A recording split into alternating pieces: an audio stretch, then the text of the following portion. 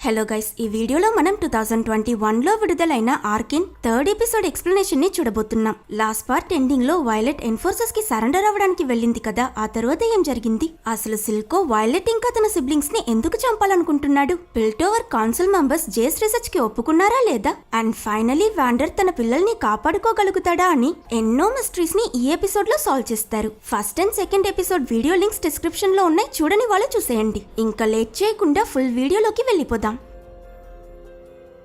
Open చేస్తే ఎప్పట్లా ఈ episode ని కూడా ఒక ఫ్లాష్ బ్యాక్ చూపిస్తూ స్టార్ట్ చేస్తారు. అందులోనూ ఈసారి మనకి విల్లన్ అయిన సిల్కో గతం చూపిస్తారు. అతను నీటిలో మునిగిపోతున్నప్పుడు బ్యాక్గ్రౌండ్ లో అతని వాయిస్ ఓవర్ వినిపిస్తుంది.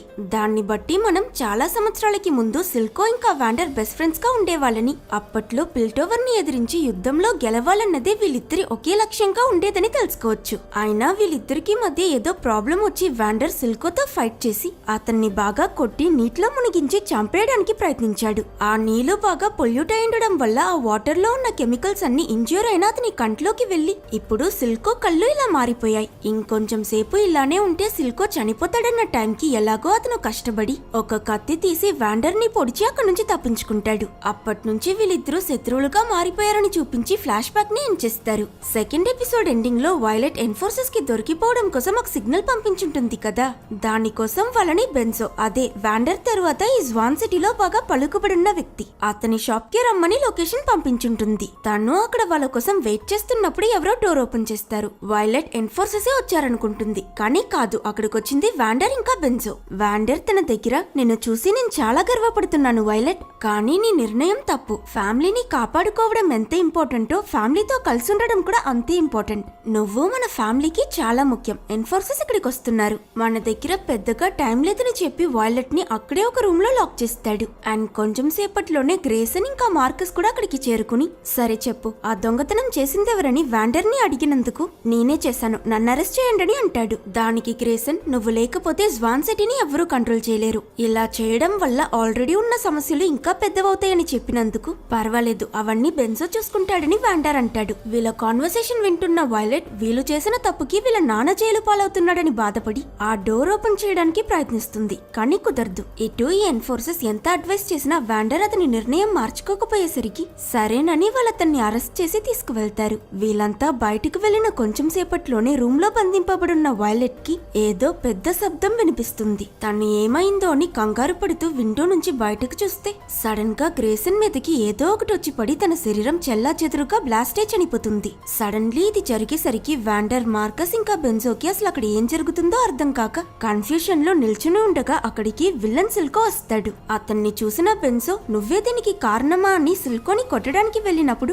ఈసారి మళ్ళీ అతను కూడా అచ్చం గ్రేసన్ లని చనిపోతాడు. అసలు ఈ హత్యలన్నీ ఎలా జరుగుతున్నా, ఎవరు చేస్తున్నారా అని చూస్తే అది వేరే ఎవరో కాదు, షిమ్మర్ తాగి మ్యూటేట్ అయిన డెకార్డ్. సిల్కో డెకార్డ్ సహాయంతో వాండర్ ని కొట్టి స్పృహ కోల్పోయేలా చేసి అతన్ని వాళ్ళతో పాటు తీసుకువెళ్లిపోతాడు. ఇంకోవైపు ల్యాబ్ లో జేస్ ఇంకా విక్టర్ ఆ క్రిస్టల్స్ ని ఎలా స్టెబిలైజ్ చేయాలని పర్ఫెక్ట్ గా ప్లాన్ చేస్తారు. కానీ ఆ ఎక్స్పెరిమెంట్స్ చేయడానికి వీళ్ళకిప్పుడే ఎక్విప్మెంట్స్ కావాలి. విక్టర్ జేస్ దగ్గర రేపు ఉదయానికల్లా నీ రీసెర్చ్ డేటా మొత్తాన్ని అరెస్ట్ చేసేస్తారు. మనకున్న టైం వల్ల ఈ ఒక్క రాత్రే కాబట్టి ఆలస్యం చేయకుండా హేమర్టింగర్ ల్యాబ్ కి వెళ్లి నీ ఎక్స్పెరిమెంట్ కంప్లీట్ చేయడానికి ప్రయత్నిద్దామని చెప్తాడు. కానీ ఈ విషయం బయటకు తెలిస్తే నువ్వు పెద్ద రిస్క్ లో ఇరుక్కుంటావు కదా అని జేస్ అడిగినప్పుడు ప్రతి సైంటిస్ట్ అతని జీవితంలో ప్రపంచాన్ని మార్చి అంత గొప్ప ఇన్వెన్షన్ ఒక్కటైనా చేయాలని కలగంటాడు. నీ రీసెర్చ్ కి ఆ శక్తి ఉంది, అందుకే నేను నీకు హెల్ప్ చేస్తున్నానని విక్టర్ చెప్తాడు. అది విన్న జేస్ అట్లీస్ట్ ఈ ప్రపంచంలో ఒక్కరైనా అతన్ని అర్థం చేసుకున్నారని సంతోషపడి ఇకపై ఈ రీసెర్చ్ కేవలం నాది మాత్రం కాదు, మనిద్దరిదని చెప్తాడు. ఆ తరువాత వీళ్ళిద్దరూ ప్లాన్ చేసినట్టే హేమర్టింగర్ ల్యాబ్ కి వెళ్లి అక్కడ డోర్స్ ఓపెన్ చేస్తున్నప్పుడు అనుకోకుండా అటువైపు వచ్చిన కౌన్సిలర్ మెల్కి దొరికిపోతారు. తను వాళ్ళని చూసి, మీ సైంటిస్టులందరూ ఇంతేనా, జైల్లో వేసేంత వరకు కొంచెం కూడా తగ్గరాని తిట్టినప్పుడు జేస్ తన దగ్గర మేము ఈ టెక్నాలజీ కరెక్ట్ అని ప్రూవ్ చేయగలం, ఈ ఇన్వెన్షన్ సక్సెస్ అయితే పిల్టోవర్ ని టోటల్ గా మార్చబోతుంది, దయచేసి మాకొక్క ఛాన్స్ ఇవ్వండి అని ప్రతిమాలుతాడు. నేను ముందే చెప్పినట్టు కౌన్సిలర్ మెల్ మిల్కీ పిల్టోవర్ ని ప్రపంచమే తిరిగి చూసే అంత గొప్ప సిటీగా మార్చాలన్నది జీవిత లక్ష్యం కాబట్టి తను వాళ్ళ దగ్గర నేను మీకు ఈ ఒక్క ఛాన్సే ఇస్తాను, ఇది ఫెయిల్ అయితే మీ సంగతి అంతే అని బెదిరించి వీళ్ళ డైరెక్షన్ లో వస్తున్న ఒక సెక్యూరిటీ గార్డ్ ని డిస్ట్రాక్ట్ చేసి వీళ్ళకి సహాయం చేస్తుంది. మరోవైపు బెన్సో షాప్ లో ఇరుక్కునున్న వైలెట్ ని ఎక్కువ వచ్చి కాపాడుతాడు. అతను ఏడుస్తూ తన దగ్గర నేను బయట జరిగింది మొత్తం చూశాను, బెన్సోని చంపి వాళ్ళ వ్యాండర్ ని తీసుకువెళ్లిపోయారని చెప్తాడు. ఇటు సిల్కో అతని మనుషులతో వ్యాండర్ ని అతని అడ్డాకి తీసుకొచ్చి అతను కనిపెట్టిన ఆ షిమ్మర్ ని చూపిస్తాడు. ఇక మన కళ నెరవేరబోతుంది వ్యాండర్, నాకు ఎన్ఫోర్సర్స్ ని ఎదిరించే అంత పవర్ దొరికింది,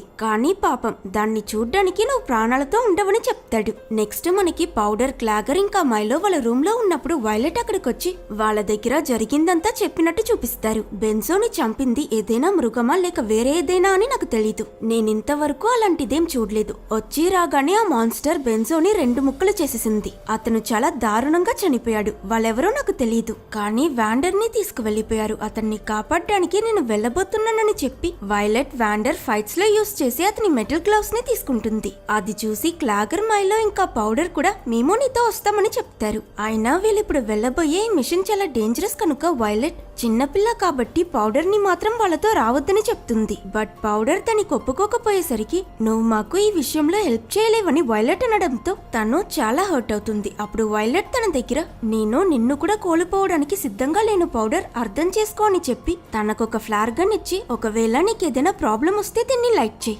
నువ్వెక్కడున్నా నిన్ను వెతుక్కుంటూ నేను ఖచ్చితంగా వస్తానని తనకి ప్రామిస్ చేసి మైలో ఇంకా క్లాగర్ తో అక్కడి నుంచి వెళ్ళిపోతుంది. ఇంకో పక్క జేస్ ఇంకా విక్టర్ వీళ్ళకి కావాల్సిన ఎక్విప్మెంట్స్ అన్ని రెడీ చేసుకుని కంగారులో పౌడర్ కింద పడేసి వెళ్లిపోయిన ఆ ఒక్క ఆర్కెన్ స్టోన్ ని అందులో సెట్ చేస్తారు. వీళ్ళ డివైస్ ని ఆన్ చేయగానే ఆ క్రిస్టల్ నుంచి చాలా స్ట్రాంగ్ అయిన ఎనర్జీ రిలీజ్ అవుతుంది. అట్ ద సేమ్ టైం ఇటు పౌడర్ వైలెట్ తనని తీసుకువెళ్లలేదని ఏడుస్తూ ఆ రూమ్ లో ఉన్న వస్తువులన్నిటిని ఇరక్కొడుతున్న సమయంలో ఆర్కిన్ క్రిస్టల్స్ బ్లూ కలర్ లో మెరవడం గమనిస్తుంది. ఆ రోజు జేస్ ల్యాబ్ లో జరిగిన ఎక్స్ప్లోషన్ కూడా ఇదే కలర్ లో ఉండడం తనకి గుర్తుకొచ్చి ఆ బ్లాస్ట్ కి క్రిస్టల్సే కారణమని అర్థం చేసుకుంటుంది. ఇవి ఇంత డేంజరస్ అని తెలుసుకున్నాక తను భయపడుతుందనుకుంటే రివర్స్ లో వీటితో వ్యాండర్ ని కాపాడడానికి తన సిబ్లింగ్స్ కి సహాయం చేయగలనని సంతోషపడుతుంది. వైలెట్, క్లాగర్ ఇంకా మైలో ముగ్గురు ఎక్కువ ఇచ్చిన డైరెక్షన్స్ ప్రకారం వ్యాండర్ ఉన్న ప్లేస్ ని కనిపెట్టేస్తారు. ఆ బిల్డింగ్ లో ఓపెన్ అయి ఉన్న ఒక విండో ద్వారా ఎవరికీ తెలియకుండా లోపలికి వెళ్లి సక్సెస్ఫుల్లీ వ్యాండర్ ని కనిపెట్టి కంగారు పడకండి మేము మిమ్మల్ని కాపాడుతామని అతన్ని కట్టిపడేసిన లాక్స్ ని ఓపెన్ చేస్తుంటారు.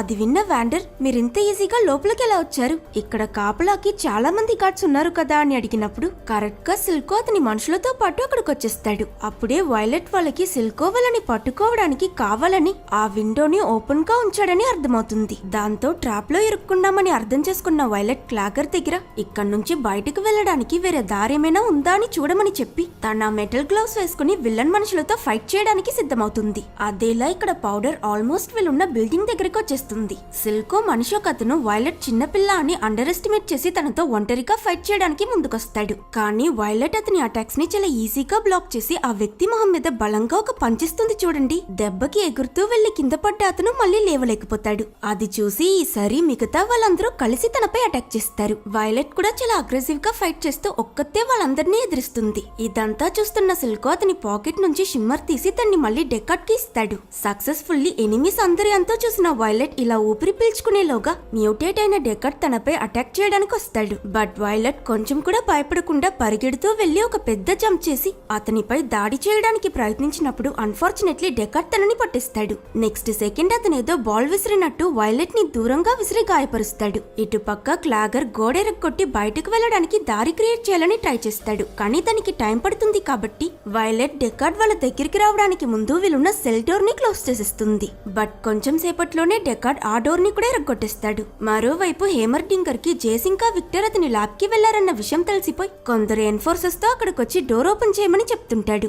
జేస్ చిన్నప్పుడు అతను చూసిన ఆ మెజిషియన్ ఈ క్రిస్టల్ ని ఎలా యూస్ చేశాడో అదే స్ట్రాటజీతో ఆ ఎక్విప్మెంట్ ద్వారా ఈ క్రిస్టల్ ని కంట్రోల్ చేయడానికి ప్రయత్నిస్తాడు. అండ్ ఎన్ఫోర్సర్స్ వీళ్ళ డోర్ ఓపెన్ చేసేలోగా సక్సెస్ఫుల్లీ వీళ్ళ ఎక్స్పెరిమెంట్ పూర్తి చేసేస్తారు. జేస్ ఓ చిన్న ఆబ్జెక్ట్ ని ఆ ఎనర్జీ ఫీల్డ్ లోపలికి తీసుకువెళ్ళగాని అది చాలా స్పీడ్ గా ఇంకో వైపుకి వచ్చేస్తుంది. అది చూసిన హేమర్ డింగర్ షాక్ అయి మీరు నిజంగానే సైన్స్ ని మ్యాజిక్ తో కంట్రోల్ చేశారా, నమ్మలేకపోతున్నానని అంటాడు. సరిగ్గా అదే టైంకి మెల్లక్కడికొచ్చి వాళ్ళిద్దరిని కంగ్రాచులేట్ చేసి మీ మ్యాజిక్ ఒక రెవల్యూషనరీ ఇన్వెన్షన్ గా ఉండబోతుందని చెప్పినప్పుడు జేస్ ఇది పూర్తిగా మ్యాజిక్ కాదు, ఇందులో సైన్స్ కూడా ఉంది, అందుకే నేను దీనికి పెట్టిన పేరు హెక్స్టెక్ అని అంటాడు. డెకాడ్ ఆ డోర్ ఎరగొట్టడం చూసి చూసి పౌడర్ వాళ్ళని కాపాడటం కోసం ఒక మంకీ టాల్ లో క్రిస్టల్ పెట్టి దానికి కీ ఇచ్చి ఒక వెపన్ లా మార్చి డెకార్డ్ వైపుకి పంపుతుంది. కరెక్ట్ గా అదే సమయానికి వైలెట్, క్లాగర్ ఇంకా మైలో బయటికి వెళ్లే దారిని కూడా రెడీ చేసిస్తారు. వాళ్ళు తప్పించుకుంటారన్న టైంకి ఆ కోతి బొమ్మ దాని ముందున్న స్టోన్ ని స్మాష్ చేయడంతో అక్కడ ఒక పెద్ద ఎక్స్ప్లోషన్ జరుగుతుంది. అండ్ ఆ ఎక్స్ప్లోషన్ లో పౌడర్ బిల్డింగ్ మీద నుంచి కింద పడిపోతుంది. అయినా ఆ బొమ్మ ఒక్కసారితో ఆగకుండా కంటిన్యూస్ గా క్రిస్టల్స్ ని స్మాష్ చేయడంతో అక్కడ ఒకటి తరువాత ఒకటి ఎన్నో ఎక్స్ప్లోషన్స్ జరుగుతాయి. వాటిలో నుంచి సిల్కోని అతని రైట్ హ్యాండ్ అయిన సెవికా కాపాడుతుంది. బట్ దురదృష్టవశార్థం ఆ బ్లాస్ట్ లో కొందరు సిల్కో మనుషులతో పాటు క్లాగర్ ఇంకా మైలో కూడా చనిపోతారు. తన ఇద్దరు కొడుకుల్ని కోల్పోయిన వాండర్ కి బాధపడడానికి కూడా సమయం దొరకదు. ఎందుకంటే డెకార్డ్ ఇంకా సిల్కో మనుషులు కొంతమంది వీళ్ళ డైరెక్షన్ లోకి రావడం చూసి కనీసం వైలెట్ నైనా కాపాడాలని వాండర్ వాళ్ళని ఎదిరించి పోరాడతాడు. కానీ అతను డెకార్డ్ ని ఎంత కొట్టినా అతను చనిపోడు. ఈ గ్యాప్ లో సిల్కో వెనక నుంచి దొంగతనంగా వచ్చి వాండర్ ని పొడిచినప్పుడు వాండర్ కూడా వెంటనే సిల్కో మెడ పట్టుకుని అతన్ని చంపడానికి ప్రయత్నిస్తాడు. అయినా గాయం లోతుగా తగిలి అతనికి ఎక్కువ బ్లడ్ లాస్ అవ్వడం వల్ల బలహీనమైన వాండర్ అన్కాన్షియస్ అయిపోతాడు. దాంతో అతను చనిపోయాడనుకుని సిల్కో వాండర్ ని వాళ్ళు నిల్చునున్న బ్రిడ్జ్ మీద నుంచి కిందకు తోసేసి వైలెట్ దగ్గరికి వెళ్తుంటాడు. అయినా వాండర్ పడ్డ చోటులో చాలా షిమ్మర్ బాటిల్స్ ఉంటాయి. సో ఆఖరికి అతను వాటిలో ఒక బాటిల్ తీసి తాగినట్టు చూపిస్తారు. మరో పక్క వైలెట్ కి మెలకు వచ్చి అక్కడున్న మంకీ బొమ్మ చూసి ఈ ఎక్స్ప్లోషన్, క్లాగర్ ఇంకా మైలో చనిపోవడం మొత్తానికి తన చెల్లి పౌడరే కారణమని కనిపెట్టిస్తుంది. అదే సమయానికి డెకార్డ్ తనున్న చోటు కనిపెట్టి తనని చంపడానికి వచ్చినప్పుడు మ్యూటేట్ అయిన వాండర్ అక్కడికొచ్చి డెకార్డ్ ని చంపిస్తాడు. తరువాత అతను సిల్కో మీద తన పగ తీర్చుకోవాలనుకున్నప్పుడు వైలెట్ ఉన్న ఆ ప్లేస్ చుట్టూ ఇరికిపోతుండడం గమనిస్తాడు. దాంతో వాండర్ సిల్కోని వదిలేసి ఆ బిల్డింగ్ కొలాప్స్ అవ్వడానికి ముందు వైలెట్ ని జాగ్రత్తగా బయటకు తీసుకువెళ్లి సేవ్ చేస్తాడు. అయినా ఆల్రెడీ సీరియస్ గా ఇంజూర్ అయి ఎక్కువ రక్తం పోవడం వల్ల ఒళ్లంతా గాయాలతో ఉన్న వాండర్ ఆఖరి ఊపిరి పీల్చుకుంటూ అతని పెద్ద కూతురు వైలెట్ దగ్గర పౌడర్ ని జాగ్రత్తగా చూసుకో, మీరిద్దరూ సేఫ్ గా ఉండండి అని చెప్పి చనిపోతాడు. అతను కూడా చనిపోవడంతో వైలెట్ ఒక్క రోజులో ఆల్మోస్ట్ తన ఫ్యామిలీ మొత్తాన్ని కోల్పోయిన బాధ భరించలేక వాండర్ శవాన్ని హక్ చేసుకుని గట్టిగా ఏడుస్తుంటుంది. కరెక్ట్ గా అదే టైంకి పౌడర్ అక్కడికొచ్చి వైలెట్ నువ్విక్కడే ఉన్నావా, నేను చెప్పాను కదా ఈసారి నా వెపన్ ఖచ్చితంగా పనిచేస్తుందని, ఈ ఎక్స్ప్లోషన్ చూసావా సూపర్ కదా అని అంటుంది. వైలెట్ కోపం కంట్రోల్ చేసుకుని నువ్వెందుకిలా చేసావని అడగడంతో కన్ఫ్యూజ్ అయిన పౌడర్ అప్పుడే కిందున్న వాండర్ శవాన్ని చూస్తుంది. పక్కనే క్లాగర్ గోగల్స్ కూడా రక్తంలో పడుండడంతో పౌడర్ ఏడుస్తూ నేను జస్ట్ మీకు హెల్ప్ చేయాలనుకున్నానని చెప్తుంది. అది విన్న వైలెట్ కి పిచ్చ కోపం వచ్చి కంట్రోల్ చేసుకోలేక పౌడర్ కి ఒక్క పంచిచ్చి మైలో చెప్పింది నిజమే, నువ్వే పని సరిగ్గా చేయలేవు, నీ వల్ల చెడు మాత్రమే జరుగుతుంది,